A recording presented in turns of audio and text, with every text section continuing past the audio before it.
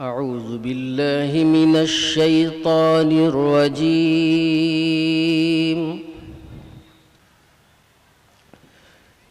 بسم الله الرحمن الرحيم.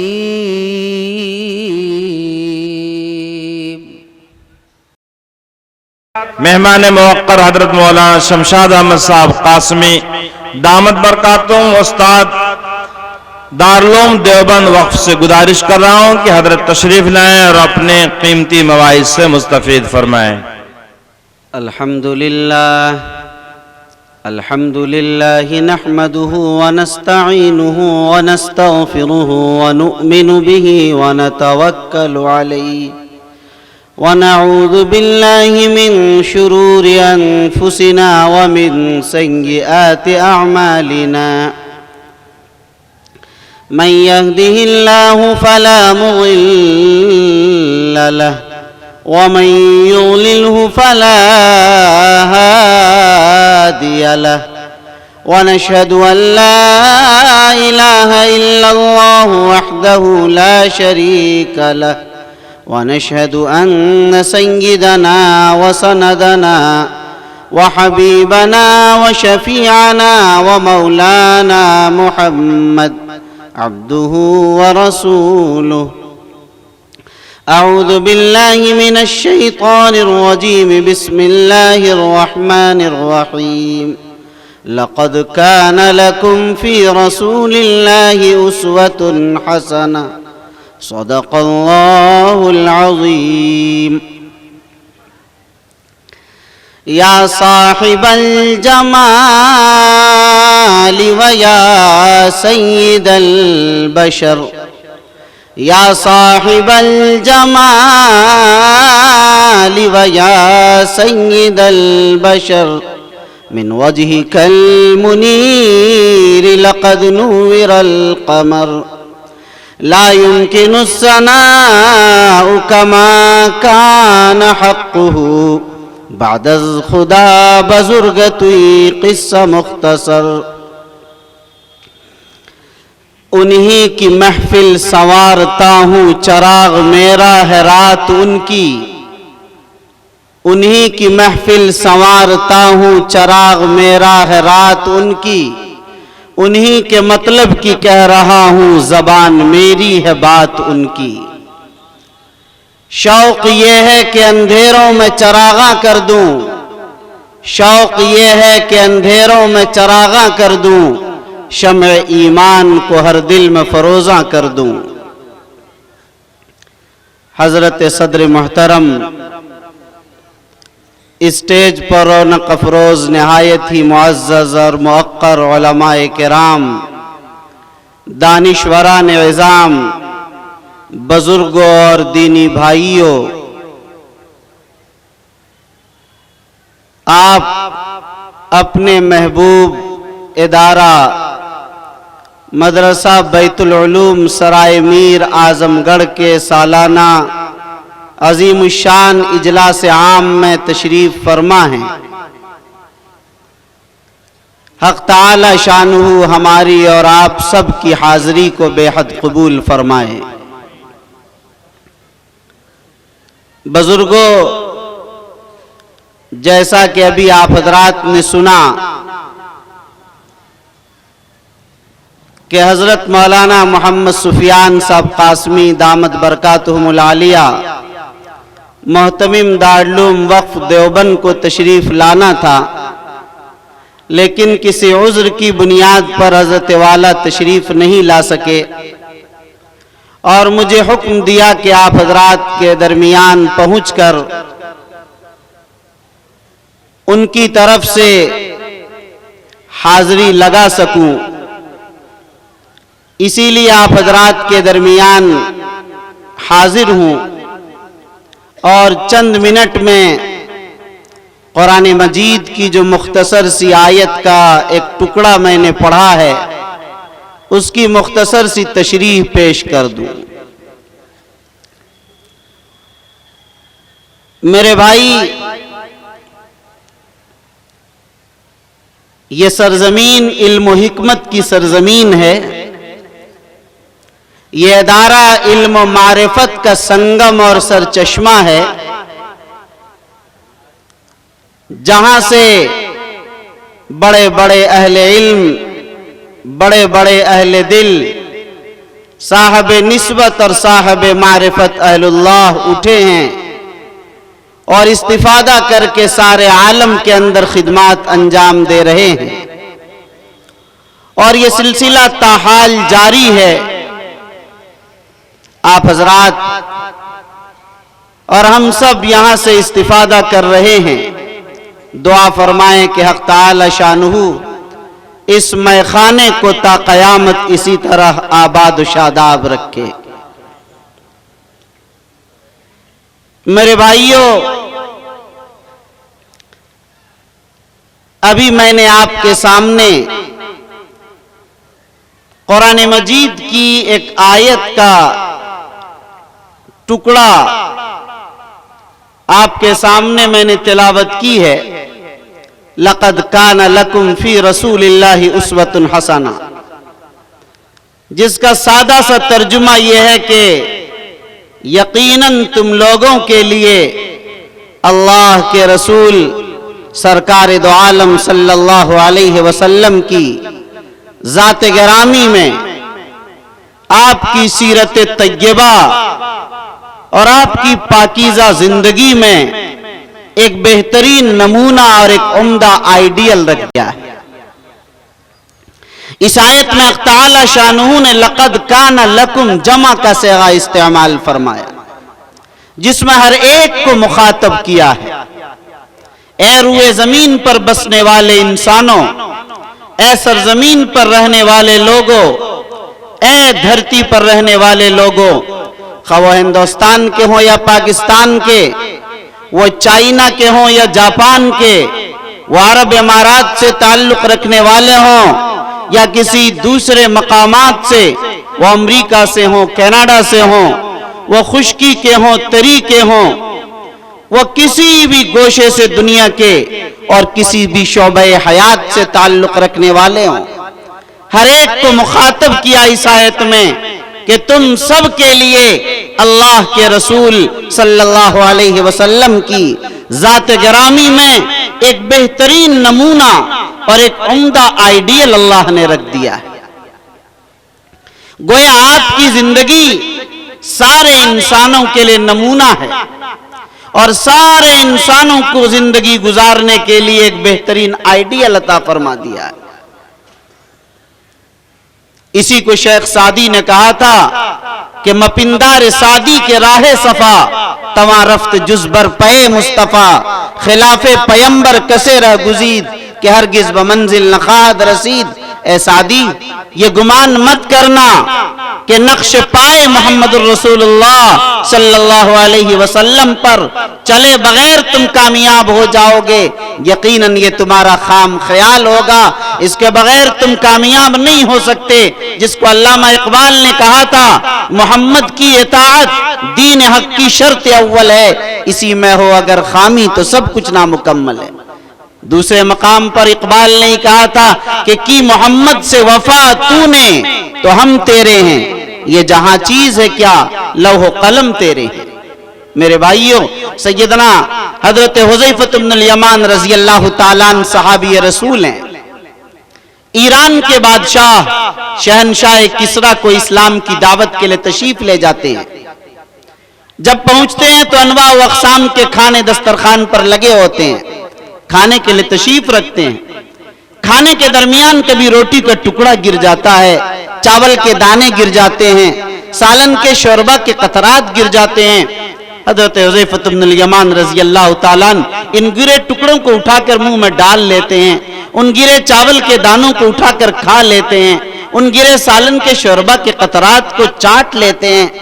قریب میں بیٹھے ساتھیوں نے کہا یا سیدی حذیفہ بن الیمان، یا سیدی حذیفہ بن الیمان، اے میرے آقا حذیفہ بن الیمان، یہ آپ کیا کر رہے ہیں؟ یہ مکہ اور مدینے کی سرزمین نہیں، یہ تو ایران اور روم کی سرزمین ہے۔ اے میرے آقا حذیفہ بن الیمان، خدا را یہ تہذیب یافتہ متمدن قوموں کی سرزمین ہے، یہ آپ کیا کر رہے ہیں؟ یہ ایک اللہ کے سامنے سر ٹیکنے والوں کی سرزمین نہیں، یہ تو لاکھوں کروڑوں بتوں کے سامنے سر ٹیکنے والوں کی سرزمین ہے۔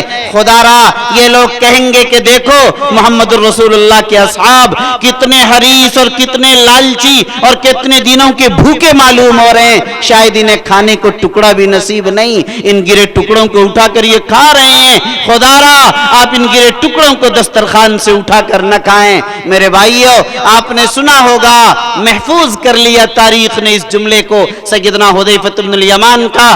سیدنا حذیفہ بن الیمان نے شہنشاہ کسریٰ کے دربار میں ان کے دسترخوان پر ان کے وزراء کی موجودگی میں کہا تھا، اترک سنت حبیبی لہؤلاء الامقا، کیا میں ان احمقوں کی وجہ سے اپنے آقا، اپنے مولا، اپنے محبوب سرکار دو عالم صلی اللہ علیہ وسلم کی سنت کو چھوڑ دوں؟ یہ نہیں ہو سکتا۔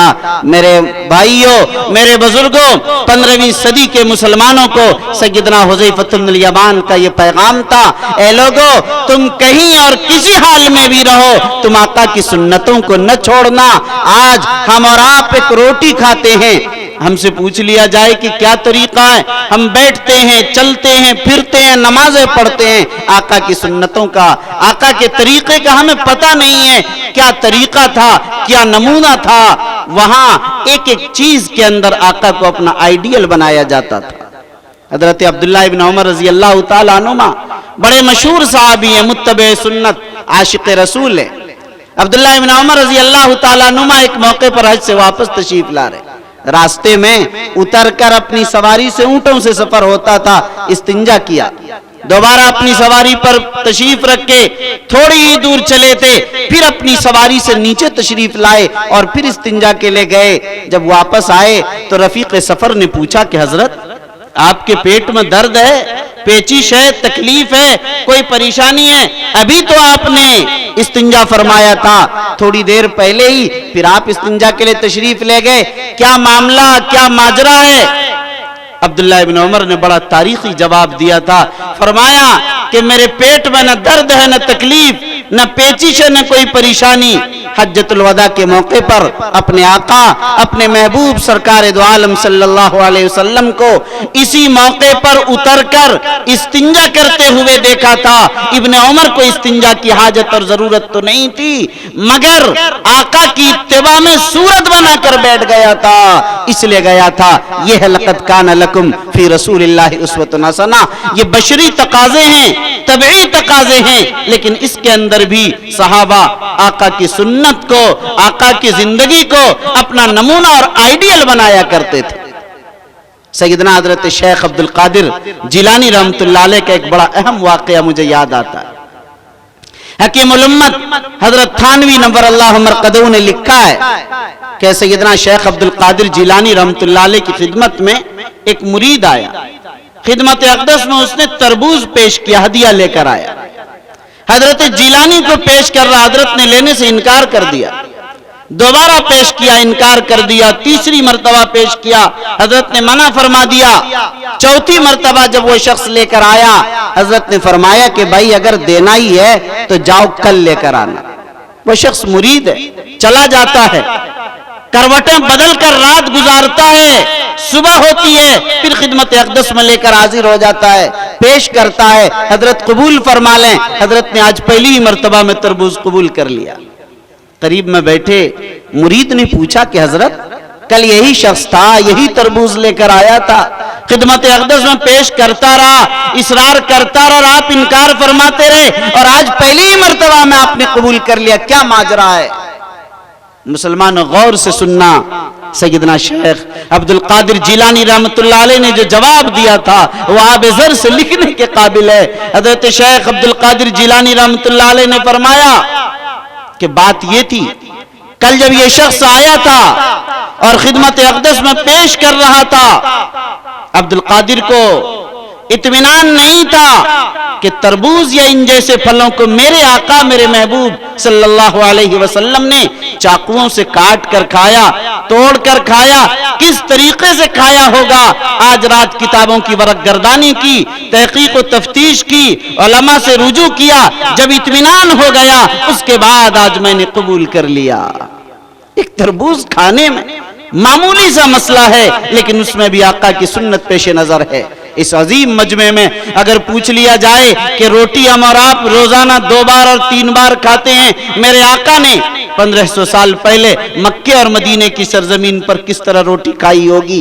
اگر پوچھ لیا جائے کہ آیا ایک ہاتھ میں لے کر دوسرے ہاتھ سے توڑ کر کھاتے تھے، ایک ہاتھ سے دبا کر دوسرے ہاتھ سے کھینچ کر کھاتے تھے، ایک ہاتھ میں لے کر دانت سے کاٹ کر کھاتے تھے، ایک ہی ہاتھ کی چند انگلی سے دبا کر اور کچھ سے توڑ کر کھا لیتے تھے، کیا طریقہ تھا؟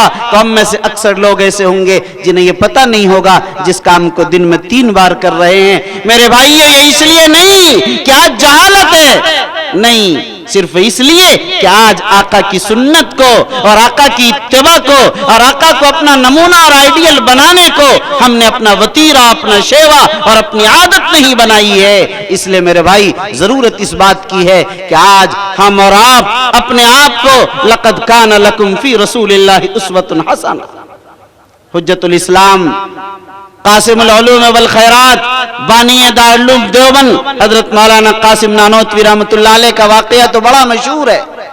1857 کی جہاد شاملی کے بعد انگریزوں نے وارنٹ جاری کر دیا تھا کہ جہاں یہ لوگ مل جائیں انہیں گرفتار کر لیا جائے، اور بھاگتے ہوئے ملیں تو انہیں گولی مار دی جائے، شوٹ وارنٹ جاری ہے۔ مریدوں نے کہا کہ حضرت آپ چھتہ مسجد میں اسی طرح بیٹھ رہے ہیں، خدا را چھپ جائیں، گرفتار کر لے گی انگریزوں کی پولیس، اذیت ناک جیل اور تکلیف دہ اور خطرناک قسم کی جیل ہے ان کی۔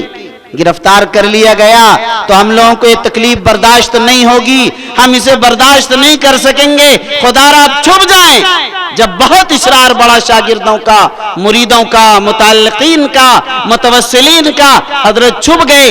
1 دن چھپے رہے، 2 دن چھپے رہے، 3 دن چھپے رہے، تیسرے دن باہر تشریف لیا۔ مریدوں نے کہا کہ حضرت آپ نے بھی تو مذاق بنا رکھا ہے، آپ 3 دن میں باہر تشریف لے آئے، مہینوں چھپنا پڑے گا، انگریزوں کی پولیس مسلسل گشت کر رہی ہے، حضرت گنگوئی گرفتار کیے جا چکے ہیں، خدا را آپ چھپ جائیں۔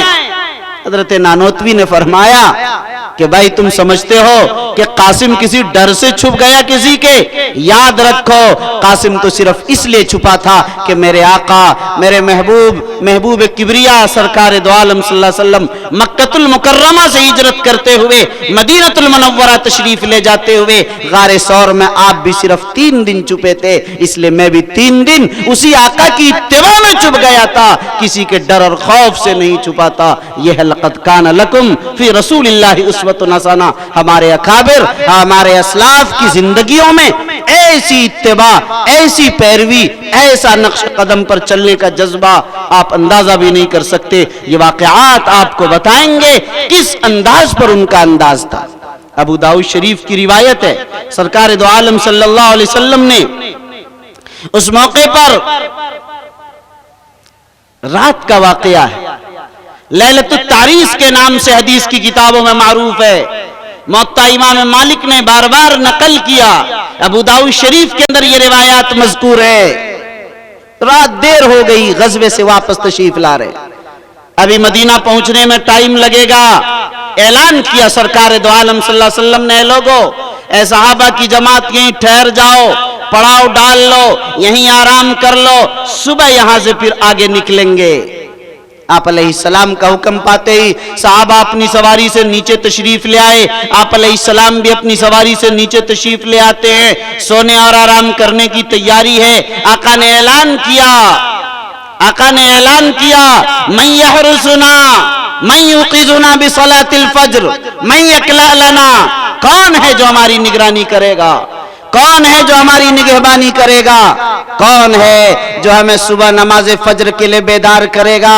آواز آتی ہے لبیک وسعدیک یا رسول اللہ، لبیک وسعدیک یا رسول اللہ، لبیک وسعدیک یا رسول اللہ۔ اے اللہ کے رسول، حبشے کا یہ بلال اس عظیم الشان خدمت کے لیے تیار ہے۔ فرمایا بلال جاؤ، یہ عظیم الشان خدمت آج تمہارے سپرد کی جاتی ہے۔ صحابہ سو جاتے ہیں، اللہ کے رسول بھی آرام فرمانے لگتے ہیں، بلال چکر لگا رہے ہیں، نگرانی کر رہے ہیں۔ گشت کر رہے ہیں، ٹہل رہے ہیں، گھوم رہے ہیں اور نگرانی کر رہے ہیں۔ بلال بھی تو انسان تھے، ان کی آنکھوں میں بھی نیند تھی، ان کا دن بھی میدان کارزار میں گزرا تھا، ان کا دن بھی میدان کارزار میں تیر و تفنگ چلاتے ہوئے گزرا تھا۔ انہوں نے سوچا چلو تھوڑی دیر اونٹ سے ٹیک لگا کر بیٹھ جائیں، پیر پھیلا لیں، کچھ سستا لیں، کچھ آرام کر لیں۔ سونے کا تصور بھی نہیں تھا، وہم و گمان اور خیال بھی نہیں تھا۔ کیسے خیال آ سکتا تھا اس بلال کو جو بلال عہد کا نعرہ بلند کر رہا تھا لیکن ایمان سے اپنے دامن کو نہیں چھوڑ رہا تھا۔ وہ آقا کی اتباع کے بغیر کچھ تصور بھی کیسے کر سکتا تھا؟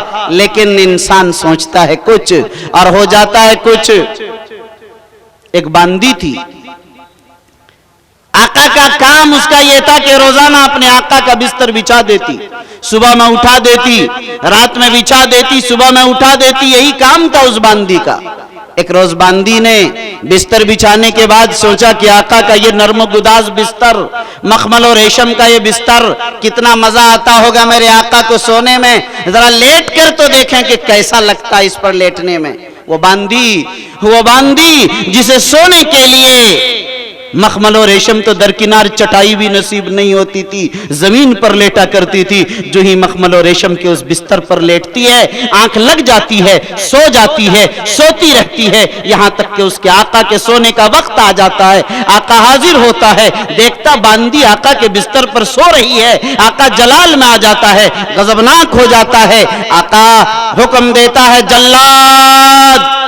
جلاد حکم پاتی حاضر ہو جاتا ہے، اس گستاخ اور بدتمیز باندی کو درے لگائے جائیں۔ حکم پاتے ہی جلاد اس سوتی ہوئی باندی کو بستر پر پوری طاقت و قوت سے درے لگاتا ہے۔ وہ سوتی ہوئی باندی چلملا کر کھڑی ہو جاتی ہے اور وہ رونے کے بجائے ہنسنے لگتی ہے۔ آقا نے کہا یہ باندی بڑی گستاخ اور بدتمیز معلوم ہو رہی ہے، یہ رونے کے بجائے ہنس کر مذاق اڑا رہی ہے، اسے اور درے لگائے جائیں۔ اور درے لگائے گئے، وہ باندی رونے کے بجائے ہنستی چلی گئی۔ آقا نے کہا کہ لگ رہا کچھ زیادہ ہی بدتمیز ہے، ان پر دروں کی برسات کر دی جائے جب تک ان کی آنکھوں سے آنسوؤں کی برسات نہ ہو جائے۔ حکم پاتے ہی جلاد نے دروں کی برسات شروع کی، لیکن لوگوں نے دیکھا کہ ان کی آنکھوں پر آنسوؤں کی برسات کے بجائے خوشیوں کی اور ہنسیوں کی پھلجھڑیاں تھی۔ اس لیے جلاد سے کہا آقا نے کہ رک جاؤ، ٹھہر جاؤ۔ پوچھا میری باندی یہ تو بتا کہ تیرے ہنسنے کی وجہ کیا ہے؟ باندی نے بڑی عجیب بات کہی۔ باندی نے کہا ہے میرے آقا مجھ سے میرے ہنسنے کی وجہ نہ پوچھ، اگر میں نے اپنے ہنسنے کی وجہ بتا دی تو تمہاری آرام اور راحت کو آگ لگ جائے گی، تمہارا شیش محل تم پر آرام ہو جائے گا، تم اپنے بنگلوں کو چھوڑ کر جنگلوں کی راہ اختیار کر لو گے۔ خدا را اے میرے آقا مجھ سے میرے ہنسنے کی وجہ نہ پوچھ۔ آقا کا اصرار بڑھتا گیا، باندی ان ضرب میں اور اس سخت قسم کی دروں کے ضرب اور پٹائی میں اپنے ہنسنے کا راز تو بتا۔ باندی نے پھر وہی دہرایا، لیکن جب آقا کا اصرار غالب آ گیا باندی نے کہا میرے آقا لو سنو، میرے ہنسنے کی وجہ صرف اتنی ہے کہ میں نے دیکھا کہ اس بستر پر تھوڑی دیر جب سونے کی سزا آقا اس طرح دے سکتا ہے تو میرا آقا جو اس بستر پر سالوں سال سے سو رہا ہے، اس آقا کا آقا احکم الحاکمین کل قیامت اور میدان محشر میں اسے کتنی سزا دے گا۔ اس پر میں ہنس رہی۔ انسان سوچتا ہے کچھ اور ہو جاتا ہے کچھ۔ بلال حبشی نے بھی سونے کا تصور بھی نہیں کیا تھا، وہم و گمان اور خیال بھی نہیں تھا۔ بلال جو ہی ٹیک لگاتے ہیں، بیٹھتے ہیں، پیر پھیلاتے ہیں، آنکھ لگ جاتی ہے، سو جاتے ہیں، سوتے رہتے ہیں، فجر کا وقت آ جاتا ہے، آقا بھی سو رہے ہیں، صحابہ بھی آرام فرما ہے، بلال نگراں بھی سو رہے ہیں، اس طرح پورا کا پورا مدرسہ سو رہا ہے، سبھی سوتے رہے۔ فجر کا وقت آ گیا، سورج طلوع ہو گیا، سورج کی کرنیں سب سے پہلے رخ مصطفیٰ صلی اللہ علیہ وسلم پر پڑتی ہیں۔ آقا بیدار ہو جاتے ہیں، N Bilal N Bilal N Bilal, اور بلال کہاں چلے گئے؟ بلال ڈر کے مارے آنکھ کھلتی ہے، سہمے ڈرتے ڈرتے اے میرے آقا آقا جس ذات احکم الحاکمین نے آپ حضرات کی آنکھوں میں نیند دی تھی، اسی ذات احکم الحاکمین نے میری بھی آنکھ میں نیند دے دی۔ میرے بھائیوں، پھول پور کے سرائے میر کے اعظم گڑھ کے مسلمانوں، آپ کہیں گے کہ اس ذات کی آنکھ کیسے لگ جائے گی جو تو دنیا کو سوتے ہوئی دنیا کو جگانے آیا تھا، اقیم الصلاۃ وآتوا الزکاۃ کا پیغام سنانے کے لیے آیا تھا، جو سوتی ہوئی قوموں کو بیدار کرنے کے لیے آیا تھا۔ لیکن میرے بھائیوں، میں کیا کہوں، میں کیا کروں؟ اگر میں کہہ دوں کہ آقا کی نماز فجر قضا نہیں ہوئی تو ابو داؤد شریف اور موطا مالک کی روایات کی تکذیب لازم آتی ہے، اور اگر کہہ دوں کہ آقا کی نماز قضا ہوئی تو عشق محمدی کو ٹھیس لگتی ہے۔ لیکن کیا کروں؟ اچانک میری نظر جاتی ہے علامہ مولانا خلیل احمد سہارنپوری رحمۃ اللہ علیہ کی کتاب بذل المجہود پر۔ حضرت مولانا نے مسئلے کو حل کر دیا اور فرمائے لوگوں پریشان ہونے کی ضرورت نہیں، محمد الرسول اللہ کی نماز قضا نہیں ہوئی، بلکہ احکم الحاکمین نے محمد کی نماز قضا کرائی، اس لیے کہ اے محمد اگر تمہاری زندگی میں نماز قضا نہیں ہوگی، آنے والے کمزور امتیوں کو نماز قضا کا نمونہ کہاں سے ملے گا؟ یہ ہے لقد کان لکم فی رسول اللہ اسوۃ حسنہ۔ آقا کی زندگی میں ہر پہلو سے نمونہ موجود ہے، ہر پہلو سے، غریب ہو، امیر ہو، پڑھا لکھا ہو، جاہل ہو، تاجر ہو، کاشتکار ہو، کسی طبقے سے تعلق رکھنے والا، وہ 100% بدرجہ اتم آقا کی زندگی میں اپنے نمونے کو پا لے گا۔ اس لیے میرے بھائیوں، آپ حضرات بیت العلوم سرائے میر کے اس عظیم الشان اجلاس میں جمع ہیں اور اپنے پیر و مرشد حضرت مولانا مفتی احمد اللہ صاحب پھول پوری دامت برکاتہم العالیہ کی خدمت میں آپ حضرات تشریف فرما، اور اس ادارے کو، جس چمن کو گل گلزار بنایا تھا ان کے والد محترم ہم سب کے پیر و مرشد حضرت مولانا مفتی عبداللہ صاحب پھول پوری رحمت اللہ علیہ نے آج اس چمن کی زیارت کے لیے اور اس کی کارکردگی کے لیے آپ حضرات تشریف فرما ہیں اور اپنی آنکھوں دیکھ رہے ہیں، اس لیے آج یہاں سے وہ پیغام لے کر جائیں کہ ادارہ علم و معرفت کا سنگم ہے، آپ کا دل بھی علم اور معرفت دونوں سے لبریز ہو، جہاں آپ کا تعلق ہے وہاں اللہ والوں سے تعلق ہو، تاکہ آپ کا قلب اللہ سے جڑ جائے، آپ کا رشتہ خدا سے مضبوط اور مستحکم ہو جائے، سرکار دو عالم صلی اللہ علیہ وسلم کی محبت آپ کے دل میں جاگزی ہو جائے۔ جب عشق محمدی کے اندر آپ آ جائیں گے اور آپ کا قلب اس کے ذریعے معمور ہو جائے گا، یقین مانیے دنیا کی رنگینیاں، دنیا کی بقلمونیاں، دنیا کی چمک، دنیا کی دھمک، دنیا کی عیش، دنیا کی عشرت، دنیا کی پریشانی، دنیا کی راحت اور یہ دنیا کی ساری دوڑ بھاگ اور تگ و دو جو دیکھ رہے ہیں، جو دنیا اور دنیا ہے، خدا کی قسم یہ سب پیچھے رہ جائے گی۔ اللہ جب آپ کے قلب میں آ جائے گا، دل میں آ جائے گا، دماغ میں آ جائے گا، جسم میں آ جائے گا، آزا اللہ اللہ کرتے رہیں گے۔ یہی مقصد ہے ان اداروں کا اور یہی مقصد ہے اس اجلاس کا۔ حق تعالی شانہ ہم سب کو ہر طرح سے حضرت والا سے فیوز و برکات سے استفادے کی توفیق نصیب فرمائے اور اس گلزار کو تا قیامت آداب و شاداب رکھے۔ آمین۔ وآخر دعوانا ان الحمدللہ رب العالمین۔